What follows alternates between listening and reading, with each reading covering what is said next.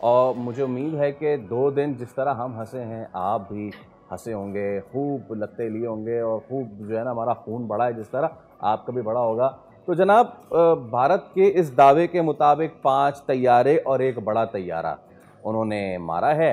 मतलब कि हम ये भी सोच रहे हैं कि एक कुछ छोटे तैयारे मारे, एक बड़ा तैयारा मारा। तैयारा तैयारा होता है भैया, बड़ा छोटा क्या होता है? लेकिन चलें खैर, फिर भी उन्होंने ये क्लेम कर लिया और उसके बाद वो कह के ये चलते बने। तो कैसे देखते हैं इस सूरत हाल को? फैसल, हमारे इस वक्त की जो मुज़क्कर केस किस्म का क्लेम आया इंडिया की जानिब से, मैं इसके ऊपर हंस भी सकता हूँ और दुख का इजहार भी कर सकता हूँ। दुख इस लिहाज से कि इंडिया की जो स्ट्रेटेजिक कम्युनिटी है वो खासी रिस्पेक्टेबल है।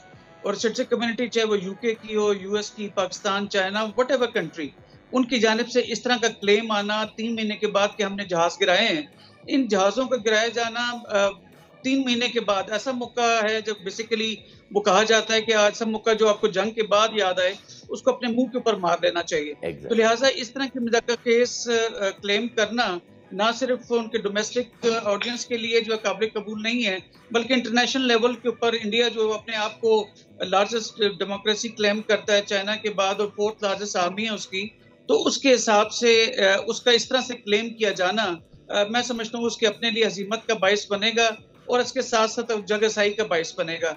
अब स्ट्रेटेजिक कम्युनिटी का माई सेल्फ जो एक हिस्से हैं हम लोग फौजी उसके हिसाब से तनाजुर के हिसाब से, तो उसमें इंडियन एयर चीफ का एपी सिंह साहब की जानिब से इस तरह क्लेम करना मैं समझता हूँ कि स्ट्रेटेजिक कम्युनिटी ना सिर्फ रीजनल लेवल के ऊपर बल्कि इंटरनेशनल लेवल के ऊपर उनके लिए भी शर्मिंदगी का बायस है।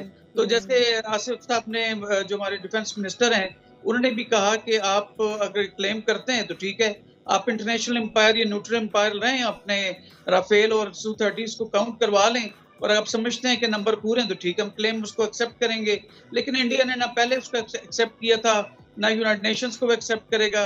अगर किसी को एक्सेप्ट नहीं करना तो एटलीस्ट जो डसॉल्ट वाले जहाज बनाते हैं राफाल, उस उनको जो इजाजत उन्होंने मांगी थी कि हमें काउंट करने थे, उनको इजाजत दे दें। तो लिहाजा इंतहाई मज़ाक़ा खेज़ किस्म का क्लेम है, ये बिल्कुल वैसे ही है जैसे पुलवामा इंसिडेंट हुआ था, ये वैसे ही है जैसे पहलगाम, और अब एक दोबारा से उन्होंने एक जो भी श्रीनगर के पास उन्होंने क्लेम किया कि 5 दहशतगर्द जो हैं पाकिस्तानी, उनको उन्होंने पासपोर्ट भी और पाकिस्तानी पासपोर्ट के साथ-साथ उनके पास पाकिस्तानी चॉकलेट्स भी हैं। हाँ। तो लिहाजा इंतहाई मज़ाक़ा खेज़ किस्म के क्लेम्स हैं इंडिया के ये। जी। सब्सक्राइब करें और बेल दबाएं ताकि कोई खबर रह न जाए।